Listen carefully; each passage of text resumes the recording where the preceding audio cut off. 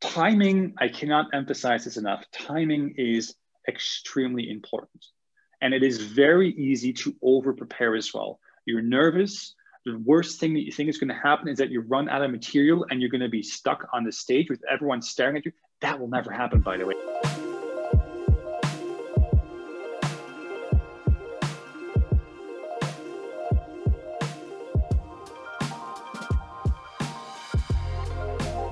Hey there, and welcome to yet another episode of the World of Presentations podcast brought to you by us at Presentation Agency 356 Labs. I'm Boris, the founder of the company, and today we have someone who loves design, loves teaching, someone who even has a course for LinkedIn Learning, and not one, by the way, but also someone who decided to become a public speaker, and he did. Bart, that is Bart. I need to be careful with the name. Always. Bart Van de Wiele is here with us today. He currently works for Adobe as a principal solutions consultant, but today I'll ask him to talk and share with you more about what is it to be a person that delivers successful presentations at events all around the world. Bart, welcome to the podcast. Thank you for having me, Boris. Did I miss to mention something? Did I pronounce your name from the second time correctly? The second time was amazing. Someone's been practicing, clearly. That's why I stopped. So let's fill in the gaps. Tell us a little bit more about yourself. So my name is Bart. I'm based in Belgium. As you said, I work for Adobe as a principal solutions consultant. So I specialize in Adobe's creative solutions and design solutions. I'm a LinkedIn Learning author. So LinkedIn Learning is the new name for lynda.com. So where you can basically follow along with online design courses. So I've got several courses out. Most of them are about design workflows, how to get the most out of your Adobe software, all that kind of stuff, tips and tricks. And I've been a public speaker, like an international public speaker since 2012. And so I basically travel around the world, and I make several stops in the US, speaking at conferences like Adobe Max or Creative Pro Week or the InDesign Conference, that or more local design conferences throughout Europe. And it's a lot of fun. It's absolutely amazing. Yeah, those are super huge conferences, especially the Adobe Max is the one, right? Should be the one. Yes. I do have to admit, like when I was still working as a graphic designer myself, like a long time ago, because that's how I originally started. I was kind of dreaming of being a public speaker, and I have to say, like Adobe Max has very secretly been on my bucket list, I'll be honest. And so the first time I was able to speak there was about 6 years ago? About 5-6 years ago. And I was super stoked, and I did my presentation. I was one of the many, like 200 speakers or something. And to my surprise, weeks after the conference, I got an email saying that I had the highest rated session of the entire conference. So that was just a pretty amazing experience. So then you became the so-called top rated speaker. Yes, that's what they tend to call it. Yes. Yeah, that's what people put on their LinkedIn profiles. I also was in the IT world, speaking a lot all across the world. And by the way, I have a very similar story with the Adobe Max, but with Microsoft Ignite, which was before, I don't know if you know, but it was called TechEd. So Microsoft Ignite actually was TechEd. And I wanted to go so badly to that event as an attendee, just as an attendee. And the last time it was called TechEd was in Barcelona. So we paid the tickets, and I was back then a student. And the company that was organizing the flights, I think they were called Malev or something like this. It was a Polish company, I think, from Poland. They went bankrupt. So we were not able to get to Barcelona. We lost our money, like everything. And then 3 years later, I actually became a speaker at Ignite. And I was like, that is bonkers. Like that is insane. Now, that's great. Let's talk about conference speaking. A lot of people are super afraid. They really don't want to do it. What's your opinion on this? Should people go for it?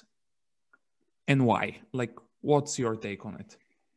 I think people should absolutely go for it if that's something they really want to do. Like in my opinion, like I used to look up to certain, I mean, I still look up to certain people who inspire me just by what they know or how they deliver certain sessions at conferences. And a lot of people, you know, talk to me as well, and they say like, I could never do what you're doing, which I personally don't really believe, because there are two very common fears when it comes to, you know, wanting to speak at a conference. The first one is that people think that they don't know enough of the subject to be on that stage, which is absolutely not true, because there's a good chance that whoever you're looking up to on that stage already probably knows less than you might think. So we kind of put people on a pedestal, you know, because they wrote a book or they have a course, which is great, you know, it's great content, but don't assume that they know everything. So you're probably in the same situation. The second fear is that they have a fear of public speaking. So they know a lot, and they might be like super experts on the subject matter, but they just have a fear of public speaking. And if you can put them in a room with 10 people and ask them to explain something, and they will do a great job, but put them in a different room with 600 people, and they might be so nervous that they just never get into the flow, and they think they're going to, you know, give a very bad presentation, which is actually not true. They're just nervous about what might happen. They don't want to look like a fool if they make a mistake or whatever. And the thing is that sometimes if things happen that you don't expect to happen on stage, it could be an icebreaker as well. Like maybe whatever, someone makes a weird noise, something falls down, your computer starts acting up, and sometimes you just, you know, you tell a joke, you crack a joke, everybody starts laughing, and all of a sudden the nerves are gone. And before you know it, you're just 100% yourself. And it's like you only have 5 people in the room. So there's really no need to have any self-doubt, basically, when it comes to public speaking. Like for me, I used to do local presentations here in Belgium with the company I was working for at the time. And so they would organize their own events. I was an employee of that company. So of course I was there to do presentations as well. And so we would have 30 people or 40 people or 60 people in the room, you know, which is great. And then all of a sudden I took my chances of becoming a speaker in the US, and I had never spoken in like outside of Belgium before. And before I knew it, I was there in Austin, in Texas, you know, in front of a 700, you know, people audience. So that was a huge jump basically for me, but still it felt natural. And I just really wanted to be there on that stage and just tell my story, because I just simply loved the subject and the topic I picked so much that, you know, when you're passionate about something, the story just kind of tells itself. So the fear is irrational. It really is. Yeah, I always say that if you look at presentations in general, it's very strange. The fact that when you're in a room of 10, sometimes it's way harder than in a room of 700, because one of the most important things when you're presenting is to have eye contact with people, right? And you cannot achieve that in a small room of 10. There is no way. People know that you're not looking at them. However, in a room of 700, 1,000 people, you can look anywhere in the room. And a lot of people think that you're looking at them, which makes your life easier as a presenter. So how you said that you are speaking at first in Belgium for your company, seems like you are pushing yourself to speak at as many places as possible. Is that correct? Yes, I have to be honest. I've always had the feeling that for me, Belgium was just way too small for everything I wanted to do. We're a very, very tiny country, and I just wanted to do a lot more. And I just had the feeling that if I wanted to do that, the only person who was going to make sure I got there was going to be myself. So what happened was I had visited my very first international conference in San Francisco, which was PepCon, which is a print and e-publishing conference. And I think it was in 2011. And I was there, I was networking with everyone, and which was absolutely great, because everyone I was looking up to was there at that conference. There were speakers there, or you could meet them and shake their hands and have a chat with them. That was pretty amazing. And then the year after, I basically applied to be a speaker myself, because I visited the conference first. I had a good sense of how things are being organized, what the expectations are, how the sessions are being organized, what's the audience like, what's the atmosphere like. And I just basically applied, but while applying, I actually broke one of my own very basic rules, which is something I learned when I was still doing graphic design work, and that is don't send something in or don't send anything to your customer that you're actually not happy with yourself, but you think the quality is sufficient. And the thing is, I was going through a very rough, very busy period at work, and I was doing overtime. I was working as an Adobe trainer. I was doing overtime and everything. And I kept looking at the calendar like, oh, I've got 3 days left to film myself, to present, a subject in English for 3 or 4 minutes. I have to film myself, and then I had to send that in. And I was nervous, and that's the thing. I'm not sure if you have the same thing, boys, but okay, I'm not a native speaker, so it does take you just a couple of minutes to kind of get into a different language if you want to be if you want to be fluent in it. And it's like switching Scrabble boxes in your head, basically. And so I asked a coworker of mine, Dimitri, to film me while I was doing my presentation. He's always been very supportive. And I did my presentation, and it was bad. It was super, super bad. I was very unhappy with the result, and I was very disappointed in what I had delivered. But anyway, I sent it in because I was out of time, and I rather sent something in before the deadline than just being too late, because I didn't want to make a bad impression. And I was really not happy with that. And I sent it in, and then a week later, I got an email invitation asking for a meeting with the organizers just to have a quick chat. And I was super surprised that I got the email. Anyway, I did the conversation. I got the speaking gig. I was super happy with that. So I got to fly to the US and do my presentation there. I was very successful from that moment on, I have to say. And then the funny thing is, like years after that, like I've been a resident speaker there, like every single year, going back to those conferences and doing even more conferences as a speaker. So like my career, like as a speaker really was really kickstarted from that moment on. And so years after that, I think like 6 or 7 years, I had a quick chat in the hallway during Adobe Max with one of the organizers of that conference. And she mentioned that this was Anne-Marie Concepcion. And she mentioned to me that they were looking for some more speakers for their conference for next year, and that they were basically looking at the application videos that were sent in that year, which is the same type of video that I sent in years ago, of which I was not really happy. And I said to her, like, oh, that's right. All right, those videos. Yeah. I remember I sent you that video as well. I was super unhappy with that. And she just said, yeah, what was up with that? We never got to see it. I'm like, what? And she said, yes, we got your video, but I posted this as an unlisted video on YouTube, and I probably messed something up with the link sharing, and I made it a private link. So I sent the link, and they never saw it. Apparently, they never even saw the video. So they just said, you know what, this guy looks like fun. Let's just have a chat with them. And they never mentioned that they never saw the video. And I just figured I did so bad, and they still picked me anyway. What's up with that? That was pretty hilarious for me to find out that accidentally they never saw it. So I kind of dodged the bullet there. You may have been lucky there, but at the end of the day, you are now a resident there, and you're speaking at this conference, and not only, obviously for a reason, you have delivered probably a lot of conference sessions all across.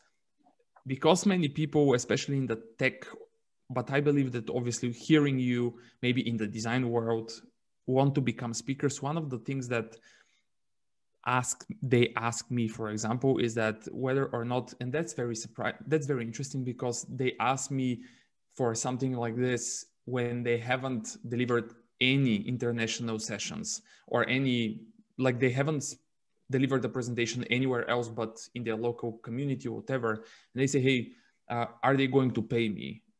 How many times have you delivered a presentation, even internationally yourself, that you weren't actually paid? Because I remember for myself that I wasn't paid for years and years and years and years when I was traveling all across. It kind of depends how you see presentations. So for me, it's important to realize that especially in the beginning years, I was fully employed. And I basically had an agreement with my current employer saying, hey, I have the chance to speak at conferences. It might be good PR for you just to kind of announce that to customers or whatever, saying, you know what, we have our own Adobe trainer. He's an international speaker. You know, it was good for marketing, I guess. So I wasn't getting paid for any of those sessions, but still all my expenses were covered by my current employer. But sometimes things change. And I think that you just have to think about, what do you get out of that gig? What do you get out of that presentation? What's important for you? So some people, it might be that they just want to get paid. It's just a means to an end. In the end, you know, you have to be able to get, you know, buy food, of course, pay your rent. So if this is just a business transaction, that's absolutely fine. It depends where you want to go. To me, it has brought me closer to Adobe. And in the end, now I've been working for Adobe for quite a few years now. There's been a point in my life where I left Belgium for a little while, and I went and lived in Sydney, Australia for about a year. And I was working there for an Adobe training center called City Desktop Training, which is an amazing experience. And I had the chance to go back and speak at the same conferences in the US. But the problem was I did not have a sponsor, because usually before, my employer would pay for the trip and everything. But this was a very expensive trip, because now it was not a flight from Belgium to the US. It was a flight from Australia to the US, which was a lot longer. It was a lot more expensive. And my current employer was not covering for the expenses, because my contract was about to end there, which was, you know, which does make sense, of course. And so I decided to pay for the entire trip myself. It cost me a few thousand euros. I didn't have a lot of savings at that time, I gotta say. And I spent a large portion of my last savings to go there and still be a speaker. So I had basically paid to be there, which might not make any sense. But the thing is that what I got out of that, I did not do it for the money. I just did it because it was a great way for me to prove myself, to network and everything. And I have to say that from those moments on, I remember I was there, I paid the whole thing myself. And I did a really good session of Assist myself together with Eric Gamet on graph using regular expressions in InDesign. And that got me an invitation from someone in the audience who was also doing a podcast. And she asked me to be a guest on the podcast, which I did.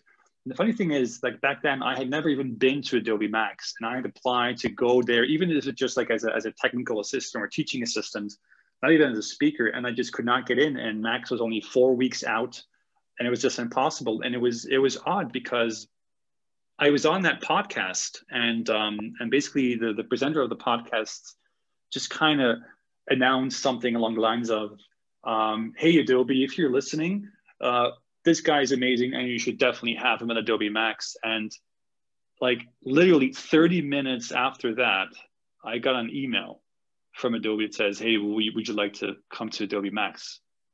And so the thing is, for me, like with every single investment I've made, something came out of it every single time, which led to something else, which led to something else. And I can draw you a timeline where I know exactly what happened where and what I did and to what it led. And for me, that was a takeaway. And in the long run, I have to say, because of all those decisions, you know, I get to play. I am working for Adobe now. I get to play with great software. I have a lot of, you know, friends around the world. I get to travel. I get to talk about the things I like best, because all this stuff is basically a hobby that completely went out of control from when I was 16, and that's it. So to me, that's, you know, that's success. You just do what you love to do and get paid for it basically now. So that's fun. I always say to people that I don't know what's your take on it. I would be curious to hear yes or no on that one. But I always say to people that if you become not great, but a good public speaker, conference speaker, you will be surprised. You will not be surprised. You will be shocked how many doors will open for you way quicker than if you do it the normal way.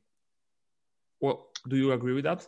Yes, I definitely agree with that, because I mean, you can't really deny that once you can put on your CV, on your resume, like that you are a public speaker, that you're doing presentations, that you have a certain influence, that people come to you because they trust your judgment and they trust your knowledge, that definitely means something. but it doesn't really mean that you have to be perfect. Like I gotta say, I've been to conferences here in Belgium where we would have local like Belgian experts on subject matter. They would do the presentation and they would be experts and the presentation would be super boring. I mean, like crazy boring. And then we would have the next speaker in line. Like I remember this. This was an American who learned Dutch, but he had an awful bad accent. So he was difficult to understand. And you might think like, maybe that might play games with his head, like that he might not have enough confidence because maybe his language was not good enough.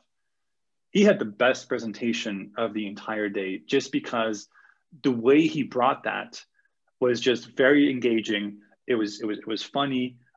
His slides made sense, and it was a good presentation. And you hear the accent for the first 5 minutes, and afterwards you're just enjoying a good presentation because the stuff that he put on the screen, the way he explained certain things, it just made sense. While the other presenters had no accent, they spoke our native language, they just spoke Dutch, but the slides were they're like textbooks, so much text on it. They were not looking at the audience. They would say all the time. And it just didn't make any, it was not engaging, and they tend to lose the audience within the first 10 minutes because it was super boring and everyone was just basically checking their phones all the time. So it doesn't really matter if you have a bad accent or you're unsecure. The moment you start telling your story, everyone's going to listen and everyone's going to give you the benefit of the doubt because you're basically on that stage. So again, don't worry too much about being nervous or not being perfect because nobody is. That's absolutely true. And still, you have to be prepared, right? I mean, you shouldn't forget that if you're going to be hitting a stage that is, no matter which stage it is, you still have to rehearse it, be prepared, know a lot of things in advance so that you lower down, right? You limit down the amount of unexpected things that can happen to you. What are, by the way, obviously conferences are one thing, board meeting is another thing. Everything is different. Every format is different. What are some of the specifics of conference speaking or conference sessions that you kind of notice? Like, is there anything that's like you would say this is very specific for a conference? Conferences are places where a lot of people who think alike come together. If you have certain interests, and you don't even have to be an expert, like for example, like in my world, when you look at like creative world or the world of Adobe software or design or typography or whatever, if you want to, let's say that you manage, you're a creative designer and you're working for a school environment, you might want to network with other people that have the same job in other schools in other parts of the country or maybe other countries. That's what you're looking for. You're looking to share, basically. You're there to get knowledge, but I'm sure you're all going to be prepared to give other people your knowledge and experience as well. So what I personally really enjoyed is the networking. And the thing is, I know this podcast is not about networking, but the thing is, you have to prepare yourself for networking. Networking is not something that kind of happens to you. It's not like you're sitting somewhere in the bar and all of a sudden someone's going to buy you a drink. It's not like that. You have to prepare. So know who is it that you want to meet, which speakers, are there certain attendees that you follow online that you want to meet up with this or no? Get in touch with people. Don't be shy. Have a plan. Okay. If you do get your hands on someone, like someone that you follow online or that you look up to or admire for whatever reason, and if you want to have a conversation with them, chances are other people will have the same plan and those people are going to be super busy. Know what you want to ask. Okay. Is it just to, shake a hand and say, thank you for whatever it is you're doing? Then that's fine. If you have a specific question or whatever, timing is important. You don't want to be a nuisance to those people. You have to plan networking. Again, it's not something that just kind of happens to you. So that's something that's really important. If you are a speaker, like what are the reasons for becoming a speaker apart from the whole speaking experience? It's a little bit like a rock concert. You get to go backstage with all the other artists that you might be looking up to, and you get to sit down with them and say hi. Or some people might come up to you and say hi, say, hey, aren't you the one who did this or that, or we're speaking about? And that's it. That's why you want to do it, because you're gonna meet so many people. or you have the opportunity to meet so many people. But again, that's basically going to be up to you. Like I know speakers who were there and basically go to the conference just for that 1 hour when they have to present, and then they leave the conference because they want to go sightseeing in that specific country or in the area, or they go back to the hotel room because they've got work to do. And other people just stick around for the entire experience and make sure that they can have a lunch break with other speakers and they network. Again, it's what you want to take out of it, basically.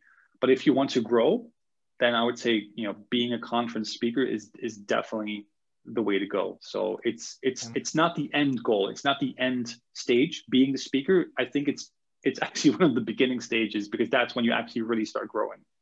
Yeah, I always remember, like, every single time when I went, especially the first probably 5 or 10 times when I entered yet again in another speaker room, and you see all of the people that you admire, that you respect, and that you are exchanging tweets with or whatever, and you're like, now you're with them, you're one of them, and it's a really great feeling. I mean, it's a really great feeling.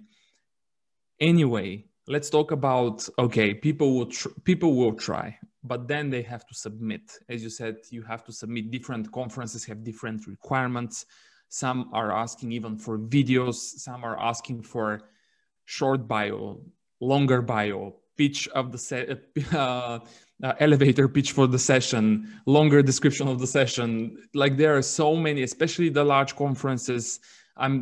Probably it's the same for Adobe Max. Microsoft Ignite is like 20 or 30 fields that you need to fill in with videos and stuff like that.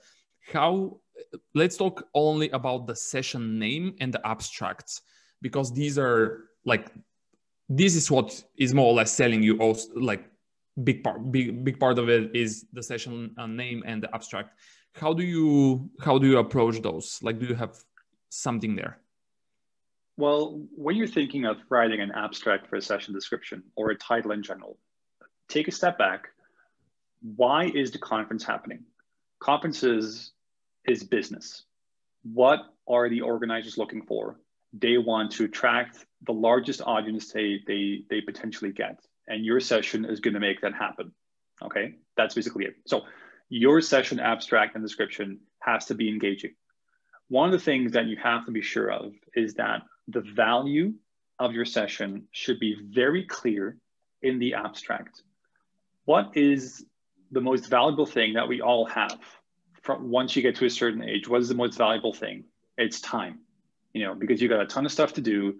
Travel takes time. You don't get to spend time with the family. Work is getting busier by the day. You know, there's so much pressure. So people decide that they take away time from work and they invest time in the conference to see you speak. Okay, so let's try and reward that. So very, very important. What I do is I usually start out with a type of a statement. So I don't write the abstract from my point as a presenter and what I want to show. I write the abstract from the perspective of the attendee. What will they learn? Okay, so what is the value? So the thing is that follow a pattern. So introduce your subject or introduce the circumstances or the situation to which your presentation applies to.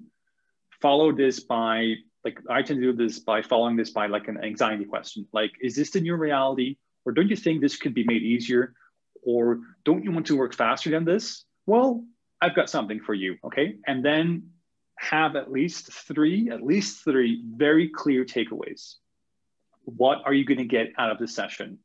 And don't put it in ways like, say this was an InDesign or a Photoshop session, like I'm going to show you how to use the blur effect.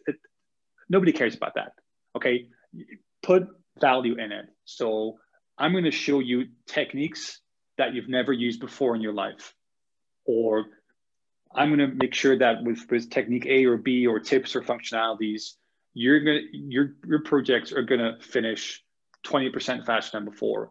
Like, there has to be a clear takeaway why this should be there and what they're going to get out of it. Okay, don't talk about the features, talk about what they're getting out of it. Okay, it's the, you know, don't sell a bed, sell a good night's sleep, that kind of stuff. So, and it's actually very simple. If you do write down the takeaways, which I do recommend you do, golden rule, you have to make sure you cover all of them. If you write them down, you have to deliver.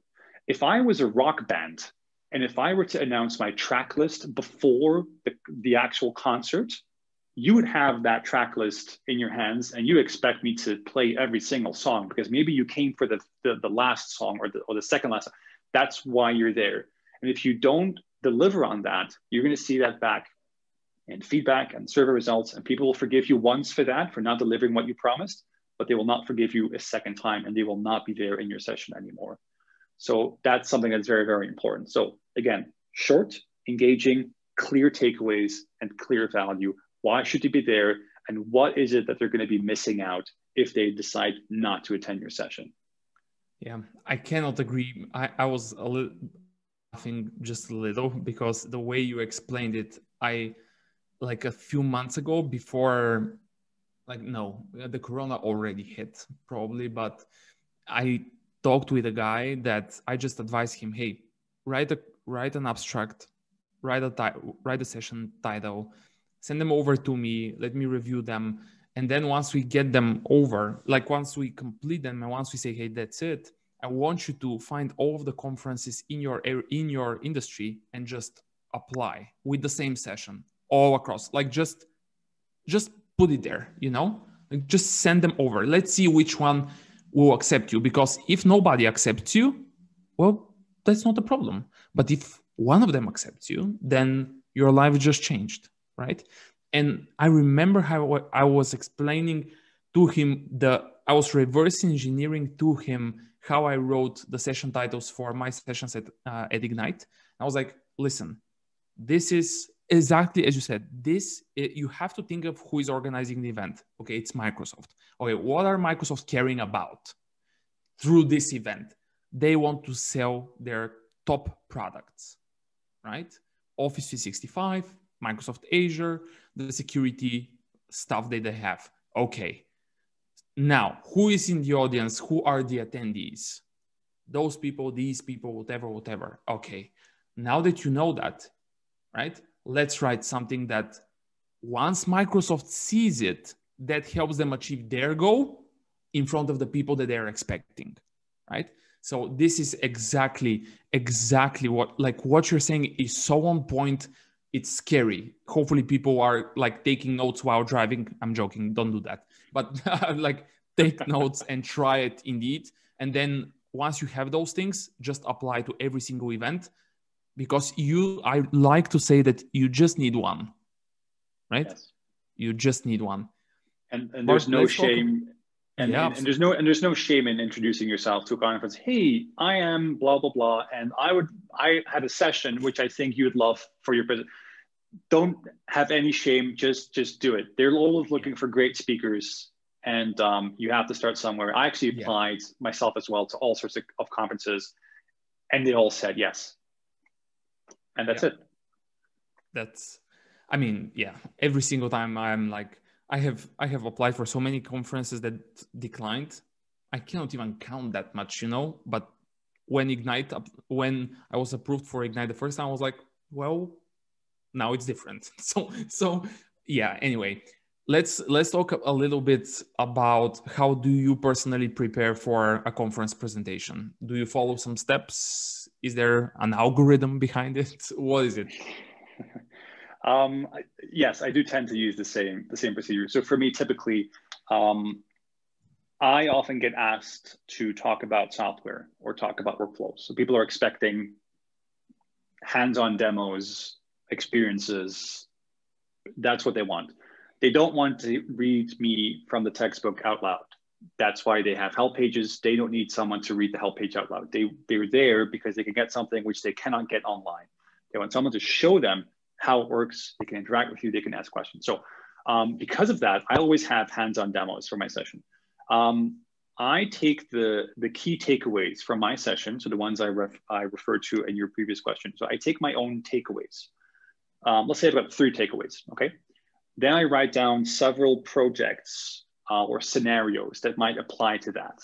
Okay, so for example, say this is about design and layout or InDesign, and say, for example, that I write a takeaway down something along the lines of, I'll show you techniques that allow you to automate your workflows or automate the way you apply text styling so you whatever, you win an hour a day, something like that.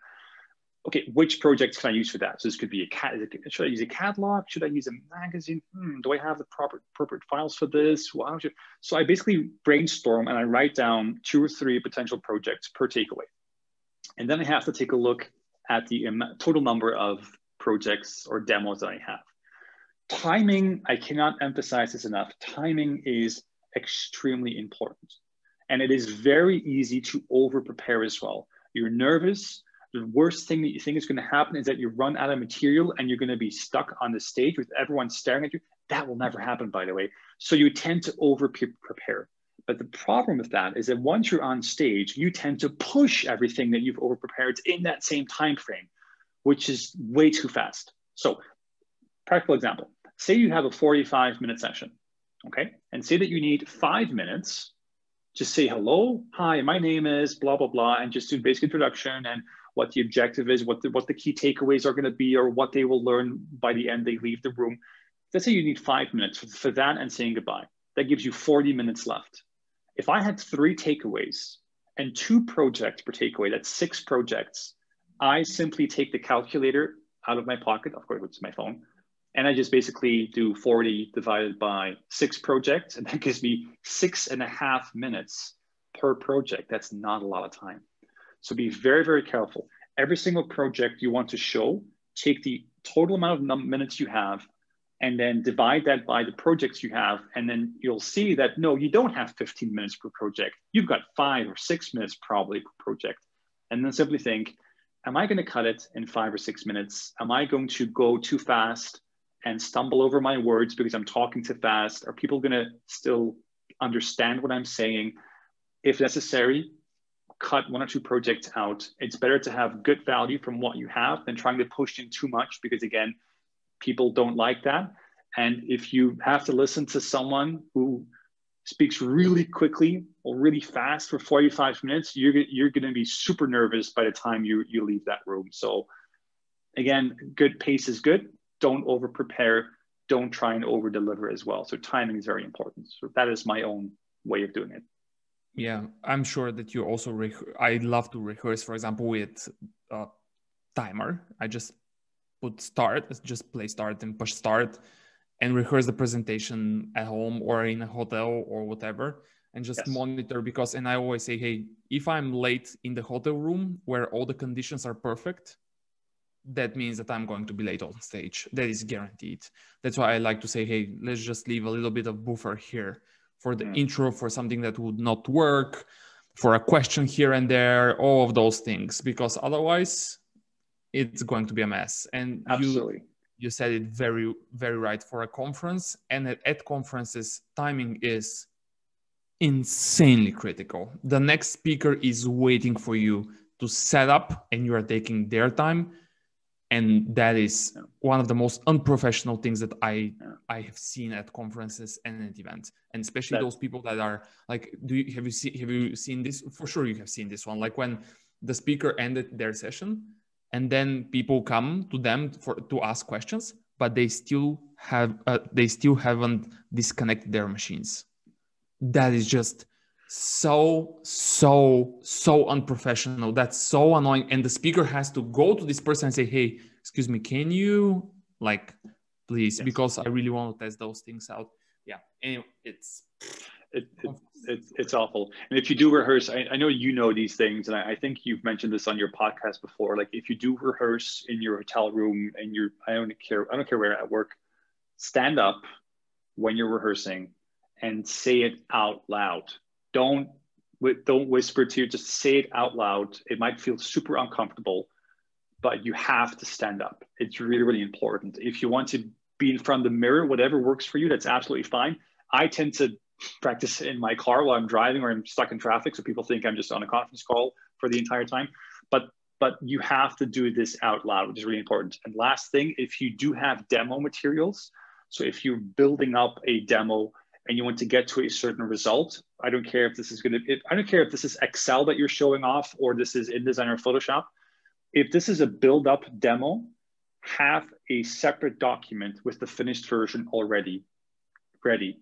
It's like a cooking show. You put the dough in the oven, and the other oven, the cake already comes out. It's like that. So if you ever need to cut away a few minutes, you can always show the end result. So they see, how the demo ends, and you get to cut out a few minutes if you have to leave early, or if things went wrong and you had to go over time. So be prepared.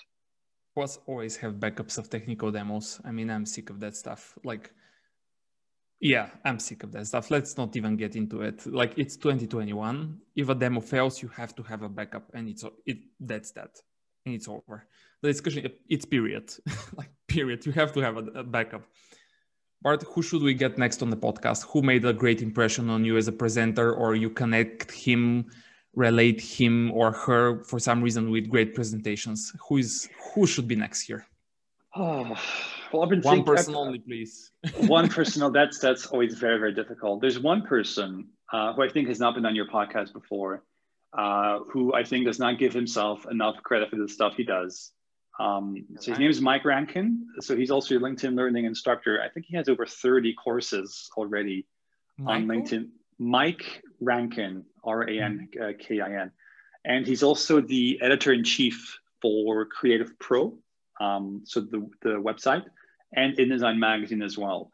And he just tends to deliver high quality content, like no matter what it is and what he does. And he just makes it seem very easy every single time. And I think he's definitely worth having a chat with. I think, because I'm opening my LinkedIn right now, I think you will be surprised that will be very annoying for the podcast listeners. I think that I was chatting with him actually yesterday, but I will double check that. Anyway, okay, yeah. Well, that's a coincidence then. I did not know. Yeah, that is going well. We'll have him probably on the podcast in the next few months. Okay, last one. Where can people find more about you? Where can people connect? What are the best places? I'm not that active on social media. I am active on Twitter, so people can follow me on Twitter if they want to. And I do have a personal blog, because I had a lot of people asking me, what is it you're working on right now? Where are you speaking next time? So I do kind of announce these things on my blog. So that's bartvdw.com. Those are the two main channels, basically. And if people want to get in touch, again, just get in touch with me on Twitter, or there is an answer form, a contact form on my blog that people can fill out as well. And people just tend to send me messages with random questions or advice or whatever. So I think those are the two main ways of getting in touch with me. Perfect. I will make sure we link those up in the podcast show notes. Bart, thanks for joining. That was super fun. It's already an hour, almost an hour. Thanks for having me. This was a lot of fun. Yeah, we can obviously talk a lot about the topic of conference speaking. We have a lot more we can cover a lot more. There are a lot more specifics. We probably need to do a second episode on conference speaking with you. Are you in? Oh, definitely. Yeah, this was fun, and I have a lot more to share if you want to have me. Yeah, perfect. So we'll plan for that. We'll plan for that. So in the meantime, again, everyone, the blog and the Twitter handle, Bart, are already in the show. Will be in the show notes. In the meantime, also visit or just Google 356labs.com. See what we are doing and how we can help you and your company write, design, and deliver truly effective presentations. And of course, do not forget Present to Succeed, our conference, the biggest presentation skills event in the world. If you still don't know about it, go check it out and get your tickets now. Thanks for listening. And in case you found this episode useful, subscribe to the podcast, and why not even leave us a review on iTunes or share it with a friend. We would appreciate it. Thanks again, and see you in the next one.